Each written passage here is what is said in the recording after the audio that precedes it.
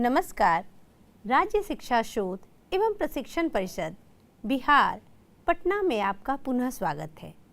बच्चों, आज की कक्षा में हम कक्षा 12वीं की विषय हिंदी के गद्य खंड के पाठ संख्या 5 जो कि रोज कहानी नाम से हमारे पाठ्य पुस्तक में दी गई है उसे पढ़ेंगे। रोज कहानी के कहानीकार हैं अज्ञे। पिछली कक्षा में जो कि भाग 1 था, उस कक्षा में हमने अज्ञे के एक जीवन परिचय को जाना। साथ ही साथ साहित्यिक परिचयों से भी हम रूबरू हुए और रोज कहानी की हमने एक छोटी सी शुरुआत भी की थी। हमने यह भी जाना था कि कहानी कहते किसे हैं। बच्चों, हम जिस कहानी के भाग को आज पढ़ने जा रहे हैं वह भाग दूसरा होगा, किंतु मैं रोज कहानी की एक छोटी सी पृष्ठभूमि जो हमने भाग 1 और पिछली कक्षा में पढ़ा है उसे बताती हूँ। तत्पश्चात हम इसे जारी रखेंगे। रोज कहानी कहानीकार अज्ञे के द्वारा लिखी गई है। यह एक मनोवैज्ञानिक कहानी है या फिर हम इसे चरित्र प्रधान कहानी भी कह सकते हैं। अज्ञे कहानी लिखने की शुरुआत जब करते हैं तो उन्होंने लिखते ही कहानी का पहला शब्द दिया है दोपहर, यानी कहानी दोपहर के वातावरण को चित्रित करती है। लेखक दोपहर में मालती जो उनके दूर के रिश्ते की बहन है, रिश्ते में दूर की बहन लगती है, किंतु उससे साख्य सा संबंध है, सख्य भाव है, सखा का भाव है, उसके घर वे जाते हैं। वे जाते हैं और देखते हैं कि मालती दरवाज़ा खोलती है। दरवाज़ा खोलते ही जब लेखक प्रवेश करते हैं घर में तो उन्हें ऐसा प्रतीत हो जाता है कि चारों तरफ एक सन्नाटा पसरा हुआ है। उन्हें उस घर में कोई गतिशीलता नहीं दिखाई पड़ती, उन्हें जड़ता महसूस होती है। वे देखते हैं कि मालती उनका स्वागत तो करती है, किंतु बड़े ही विस्मय ढंग से। उसके चेहरे का भाव देखकर लेखक को आश्चर्य होता है। थोड़ी देर तक इधर उधर की दोनों बातें करते हैं। फिर लेखक पूछते हैं कि तुम्हारे पति कहाँ हैं? वे बताती है कि वे डॉक्टर हैं और सरकारी अस्पताल में एक डिस्पेंसरी में गए हुए हैं, आने में कुछ वक्त लगेगा। वे दोपहर के समय प्रतिदिन आया करते हैं और आएंगे भी। तभी अचानक एक कमरे से एक शिशु के रोने की आवाज़ आती है। रोता हुआ बच्चा मालती का पुत्र है जिसका नाम है टीटी। लेखक देखते हैं कि टीटी जितनी देर माँ के गोद में रहता है, यानी मालती के पास, उतनी देर तो वह चुप रहता है, किंतु जैसे ही मालती उसे अपने शरीर से अलग करती है वह रोना शुरू कर देता है। मालती के इस व्यवहार से वह जब देखते हैं कि वह टीटी को चुप नहीं कराती तो उन्हें आश्चर्य होता है। वे पूछ बैठते हैं कि ये इतना रोता क्यों है। वे बताती है कि यह चिड़चिड़ा सा हो गया है, हर समय रोते रहता है। लेखक को ऐसा महसूस होता है कि इस घर में किसी शाप की छाया पड़ गई है। चारों ओर सन्नाटा, बेजान सा कमरा, छतें, दीवारें सब सूनी, उबाऊपन लिए हुए हैं। तभी अचानक दरवाजे के खटखटाने की आवाज़ होती है और लेखक देखते हैं कि मालती दरवाजे पे खड़ी होकर अपने पति का स्वागत करती है। वह समझ जाते हैं कि मालती के पति जो कि एक डॉक्टर हैं और उनका नाम है डॉक्टर महेश्वर, वे आ जाते हैं। पुनः लेखक और डॉक्टर महेश्वर में परिचय होता है। दोनों आसपास के स्थान, खान पीन, रहने की और उनके कार्य की बातें करते हैं। बातें करने के बाद लेखक यह महसूस करते हैं कि डॉक्टर महेश्वर भी एक शांत और उबाऊ वाला जीवन जी रहे हैं। उनकी दिनचर्या में भी कहीं कोई परिवर्तन नहीं है। निरस्ता केवल उनके घर में ही नहीं बल्कि दोनों पति पत्नी के जीवन में संपूर्ण रूप से छा गई है। लेखक थोड़ी देर प्रतीक्षा करते हैं और खाना खाने के बाद डॉक्टर महेश्वर पुनः अस्पताल जाने की बात कहकर चले जाते हैं। इधर लेखक मालती से सवाल करते हैं कि खाना तुमने खाया, कुछ बचा भी था या नहीं, क्योंकि सारी भाजी तो हमने खा ली थी। किंतु मालती उत्तर देती है कि बहुत था, मैंने खाना खा लिया है। किंतु वह यह भी बताती है अपनी बात के कहने के तरीके में कि मेरे खाने की कौन सी बड़ी बात है, पति के बाद मैं खाती हूँ, चाहे वो 2-3 बजे आए, चाहे वो जब आए। लेखक सोच में पड़ जाते हैं कि ये मालती का जीवन क्या हो गया है। क्या वह इस घर में ऐसे ही रहती है? क्या रोज प्रतिदिन उसकी दिनचर्या यही है? अचानक खड़के से 3 बजने की आवाज़ आती है। घंटा बजता है, 3 बजता है। उधर अस्पताल में, इधर घर में। मालती कहती है 3 बज गए। लेखक समझ जाता है कि वह घर में पूरे दिन इसी तरह हर घंटे पर एक बार जरूर समय देख लिया करती है। लेखक कुछ कहना चाहता था, तभी टीटी रोने लगता है और लेखक को थोड़ी सहूलियत महसूस होती है। वह टीटी को वापस मालती को दे देता है। आइए कहानी में आगे क्या है हम देखते हैं। थोड़ी देर फिर मौन रहा। मैंने जेब से अपनी नोटबुक निकाली और पिछले दिनों के लिखे हुए नोट देखने लगा। तब मालती को याद आया कि उसने मेरे आने का कारण पूछा नहीं और बोली, यहाँ कैसे? मैंने कहा, अच्छा अब याद आया, तुमसे मिलने आया था, और क्या करने? तो एक दिन तो रहोगे ना? नहीं नहीं, कल चला जाऊंगा। मालती कुछ नहीं बोली, कुछ खिन्न सा हो गई। मैं फिर नोटबुक की तरफ देखने लगा। थोड़ी देर बाद मुझे ध्यान हुआ, मैं आया तो हूँ मालती से मिलने, किंतु यहाँ वह बात करने को बैठी है और मैं पढ़ रहा हूँ। पर बात भी क्या की जाए? मुझे ऐसा लग रहा था कि इस घर पर जो छाया घिरी हुई है वह अज्ञात रहकर भी मानो मुझे भी वश में कर रही है। मैं भी वैसा ही नीरस निर्जीव सा हो रहा हूँ, जैसे यह घर, जैसे मालती। मैंने पूछा, तुम कुछ पढ़ती लिखती नहीं?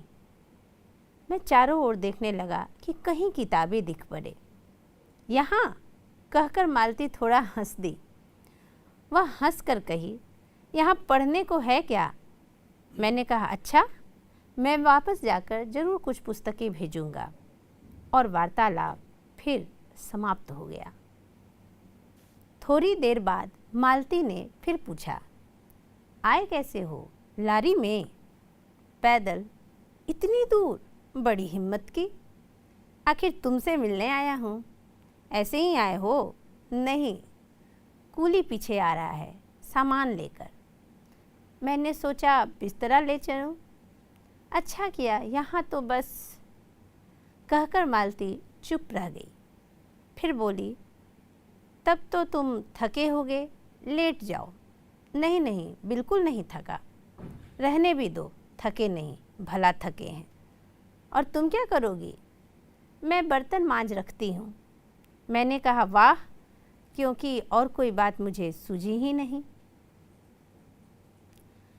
थोड़ी देर में मालती उठी और चली गई, टीटी को साथ लेकर। तब मैं भी लेट गया और छत की ओर देखने लगा।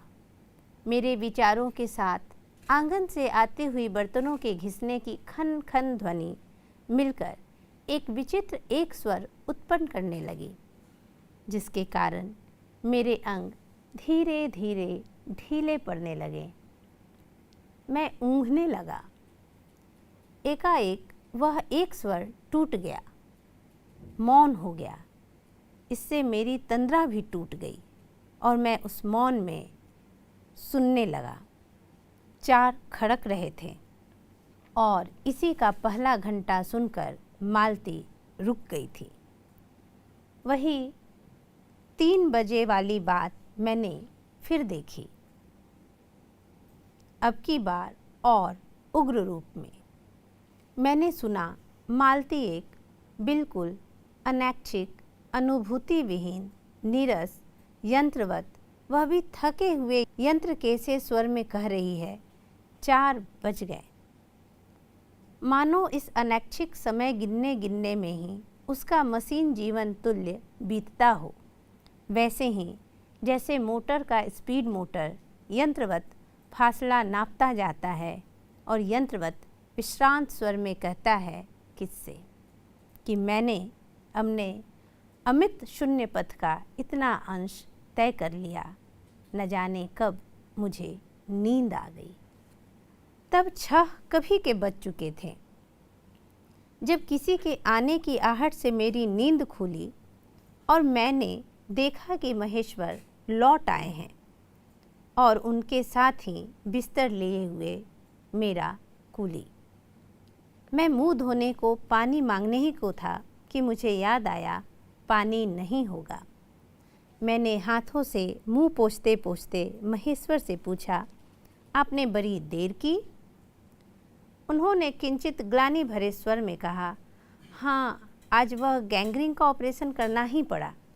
एक कर आया हूँ, दूसरे को एम्बुलेंस में बड़े अस्पताल भिजवा दिया है। मैंने पूछा, गैंग्रीन कैसे हो गया? एक कांटा चुभा था, उसी से हो गया। बड़े लापरवाह लोग होते हैं यहाँ के। मैंने पूछा, यहाँ आपको केस अच्छे मिल जाते हैं? आय के लिहाज से नहीं, डॉक्टरी के हिसाब से, डॉक्टरी के अभ्यास के लिए। बोले, हाँ, मिल ही जाते हैं। यही गैंग्रीन हर दूसरे चौथे दिन एक केस आ रहा है, नीचे बड़े बड़े अस्पतालों में भी।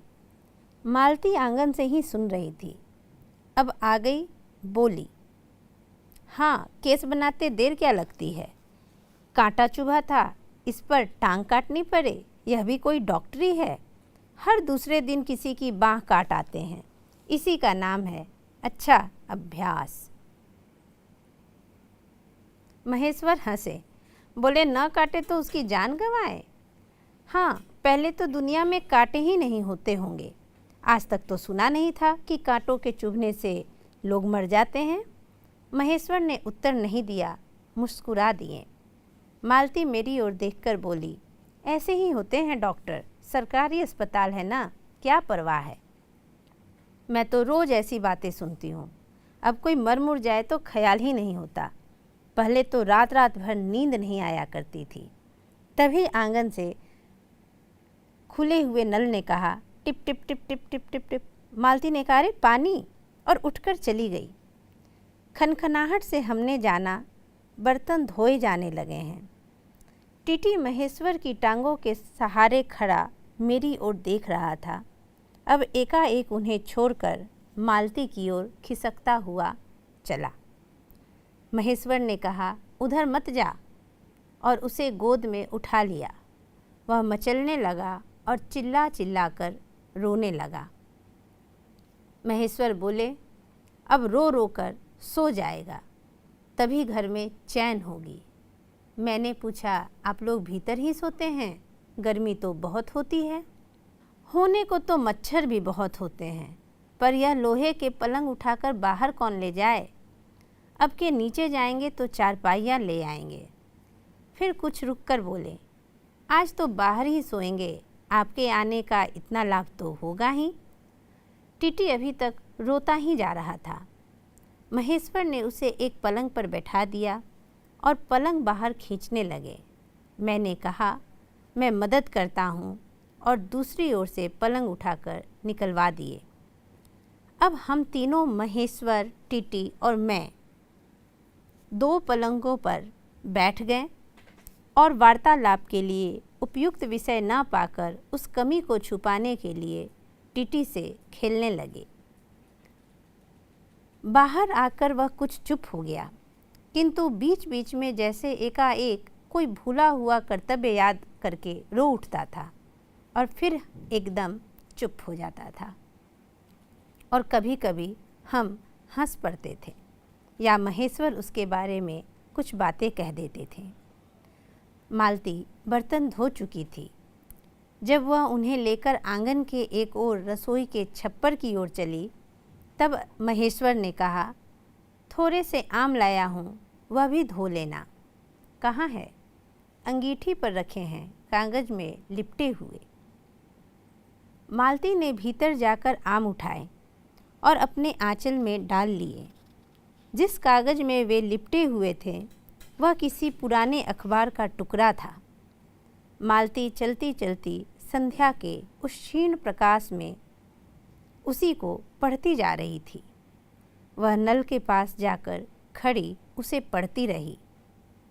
जब दोनों ओर पढ़ चुकी तब एक लंबी सांस लेकर उसे फेंक कर आम धोने लगी।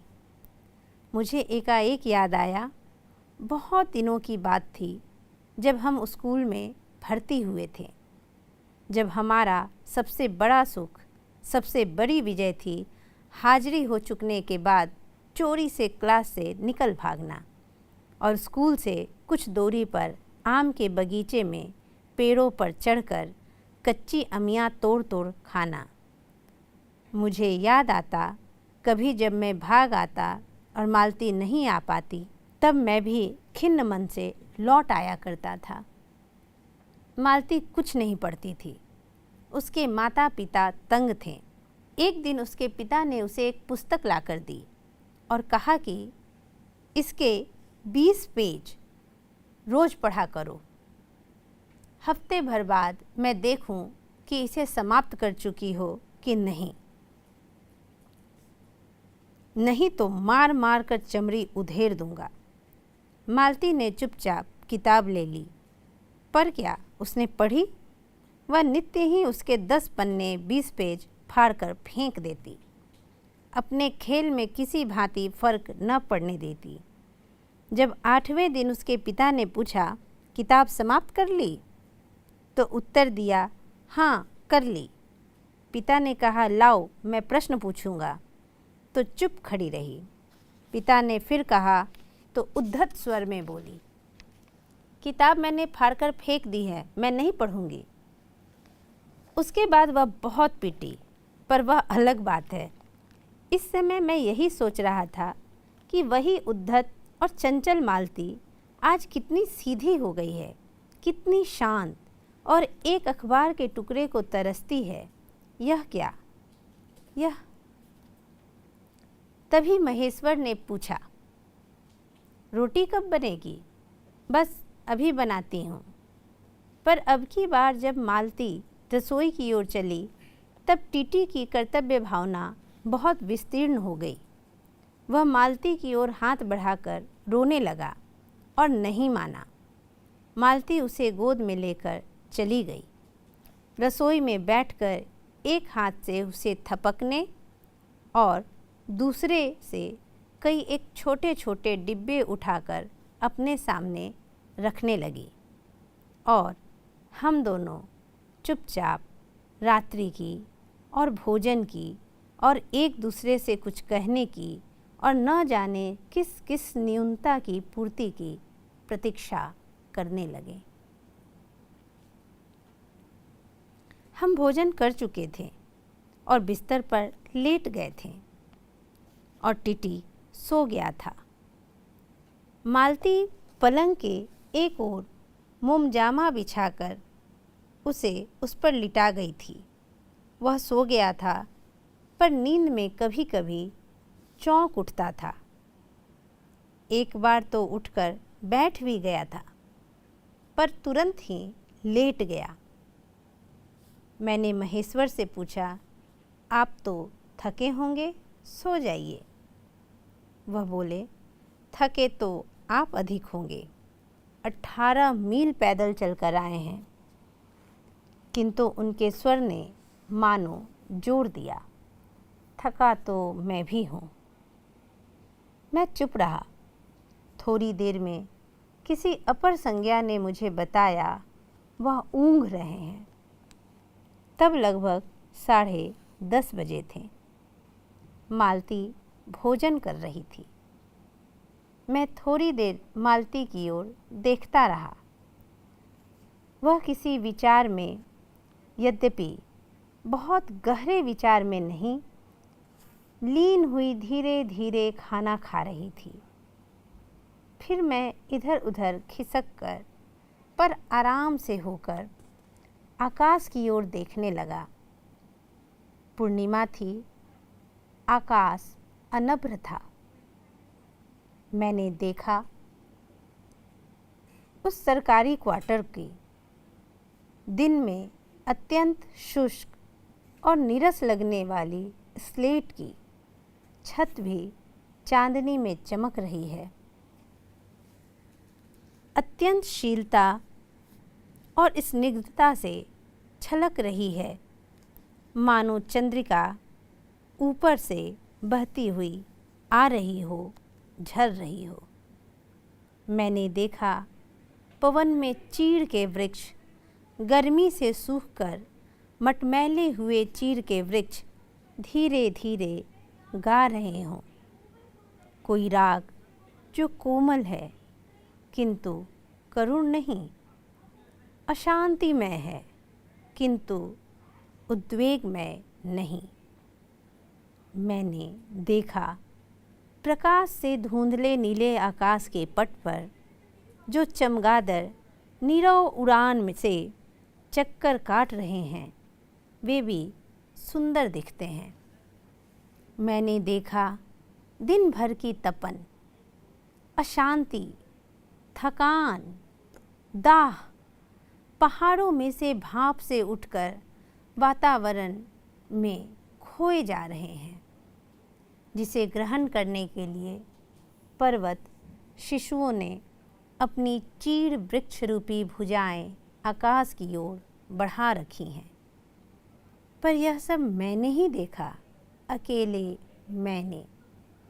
महेश्वर ऊँघ रहे थे और मालती उस समय भोजन से निवृत्त होकर दही जमाने के लिए मिट्टी का बर्तन गर्म पानी से धो रही थी और कह रही थी, अभी छुट्टी हुई जाती है।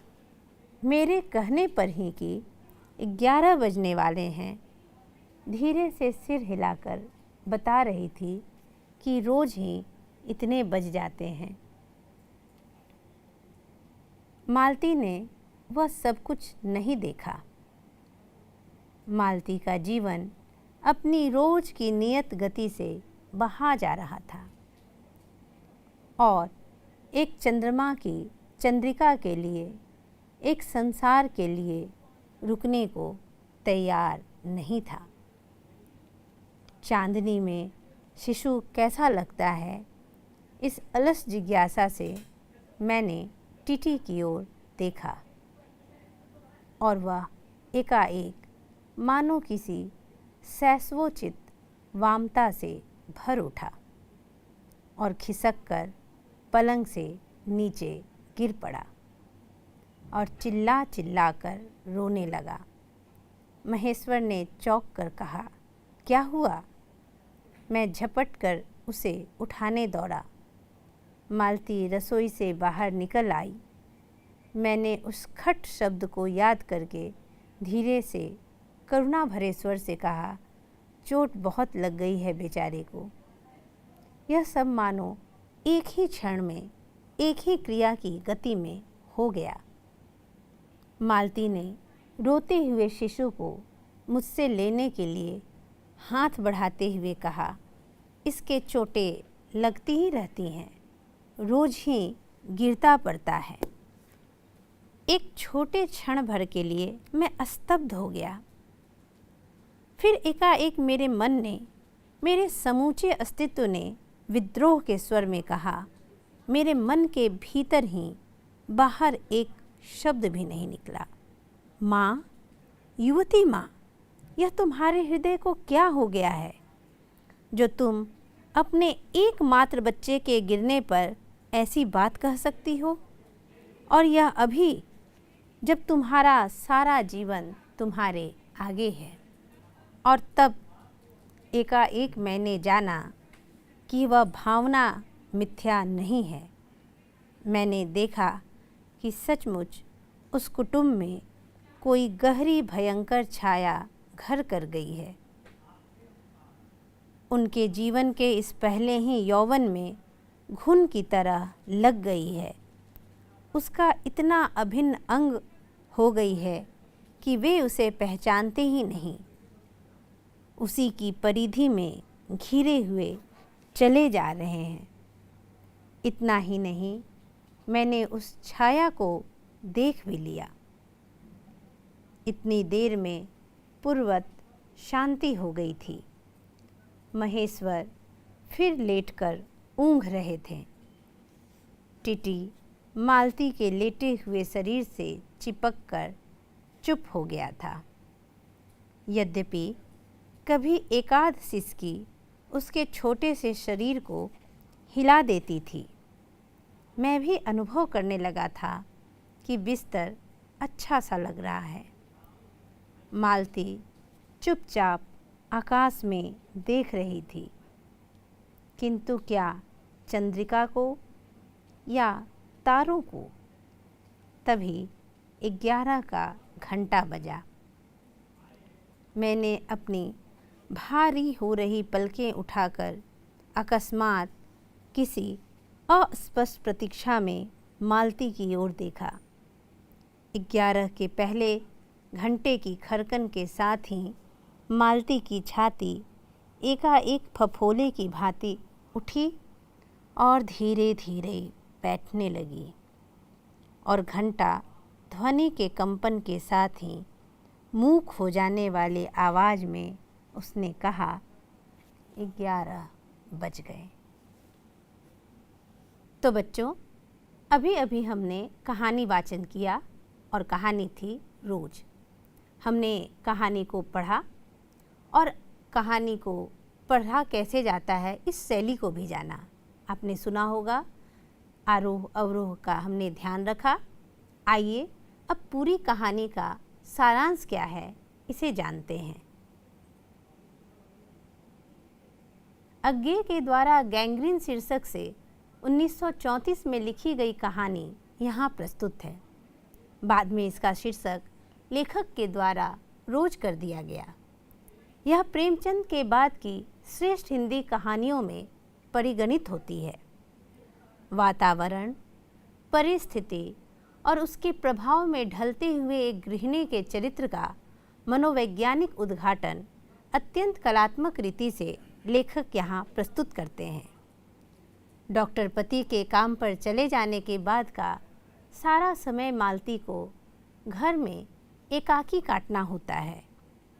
उसका दुर्बल, बीमार और चिड़चिड़ा पुत्र हमेशा सोता रहता है या रोता रहता है।